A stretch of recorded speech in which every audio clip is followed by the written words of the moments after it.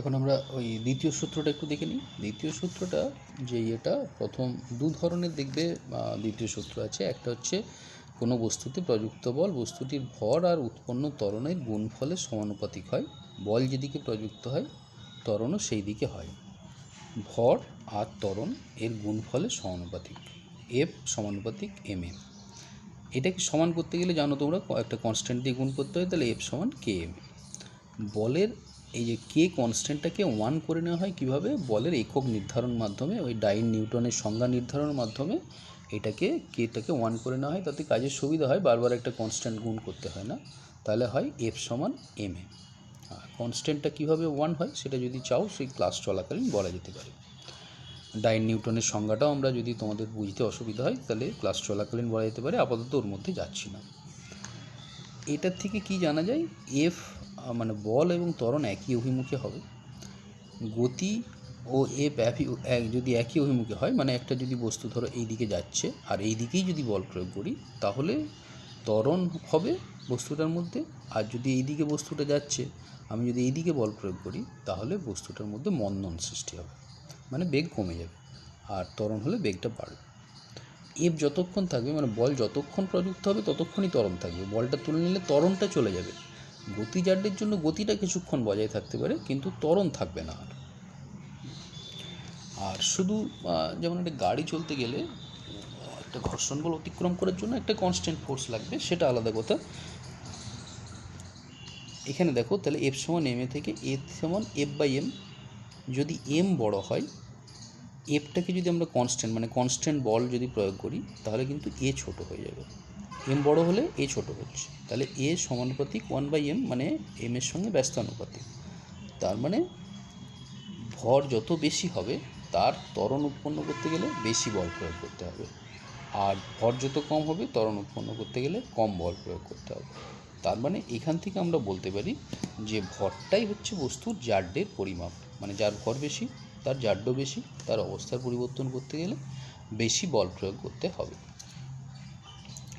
এখন এই যে সূত্রটা এফ সমান এম এ, এখানে যদি কোনো ক্ষেত্রে বল পরিবর্তন, ভর পরিবর্তনশীল হয়, যেমন ধরো রকেট, তার জ্বালানিটা পুড়ে শেষ হয়ে যাচ্ছে, জ্বালানিটার ভরটা কমে যাচ্ছে ধীরে ধীরে, তাহলে ভরটা পরিবর্তন হয়ে যাচ্ছে।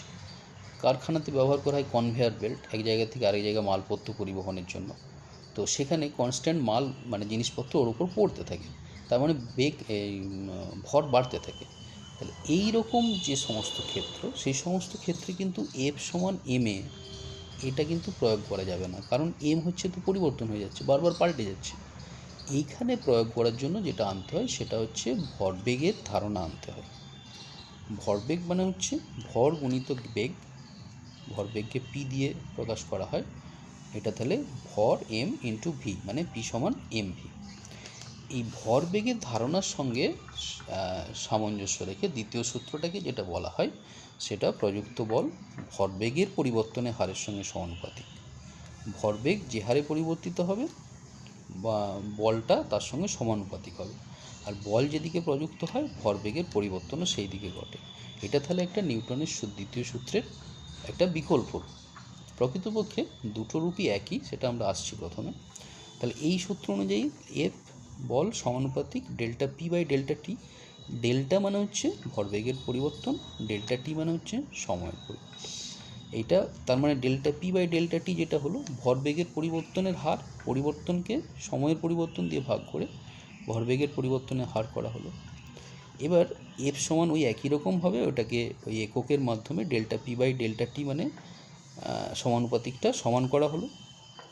ডেল্টা পির মধ্যে আছে, দেখো পি এর মধ্যে কি আছে, এম আর ভি আছে। তো তাহলে এটাকে যদি ভর পরিবর্তন হয় তাহলে আমরা লিখতে পারি delta M by delta T into V. যদি বেগ পরিবর্তন হয়, মানে ভরটা স্থির আছে বেগ পরিবর্তন হয়, তাহলে আমরা লিখতে পারি এমটা কনস্ট্যান্ট রইল, ডেল্টা ভি বাই ডেল্টা টি মানে হচ্ছে বেগের পরিবর্তনের হার। হ্যাঁ, এইটাকেই আমরা এই যে পরিবর্তনের হার, এটা তোমরা যখন ক্যালকুলাস পড়বে ক্যালকুলাসের ধারণা থেকে এইটাকে লেখা যাবে ডিভি বাই ডিটি, মানে বেগ পরিবর্তনের হার এটাকে লেখা যাবে। তাহলে এম ডিভি বাই ডিটি এই ইয়েতে হবে।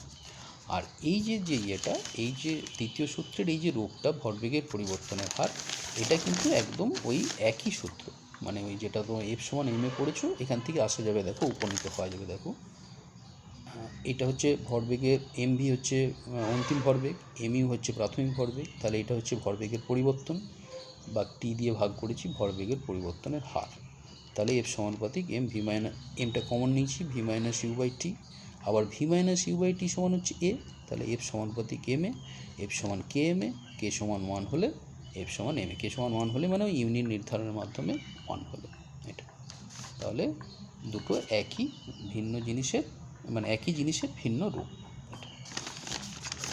তৃতীয় সূত্র সম্পর্কে তেমন কিছু বলার নেই, বলার যেটা যদি কিছু অসুবিধা হয় ক্লাস চলাকালীন বলবো। মূলত যে কথাটা বলার সেটা হচ্ছে ক্রিয়া প্রতিক্রিয়া দুটো ভিন্ন বস্তুতে প্রযুক্ত হয়।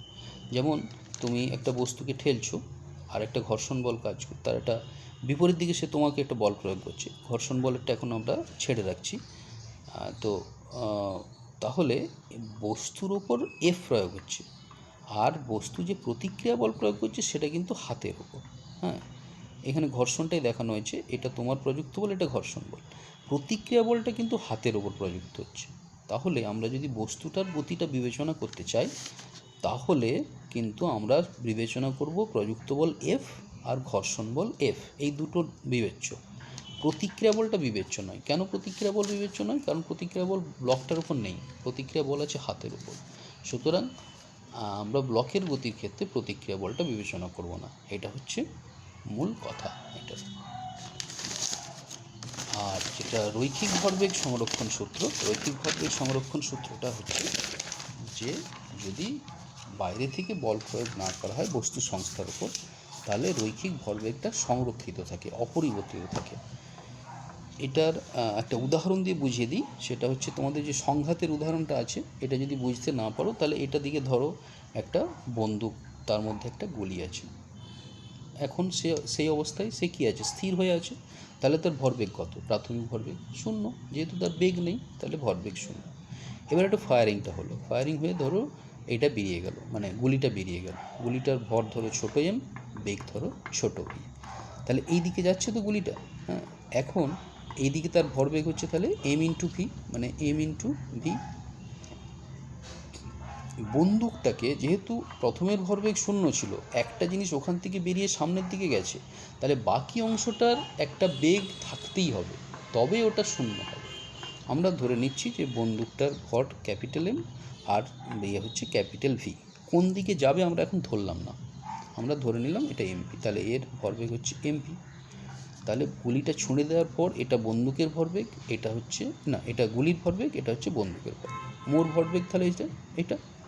আর এর আগে বন্দুকটি ছোঁড়ার আগে কী ভরবেগ ছিল? দুজনে মিলে 0।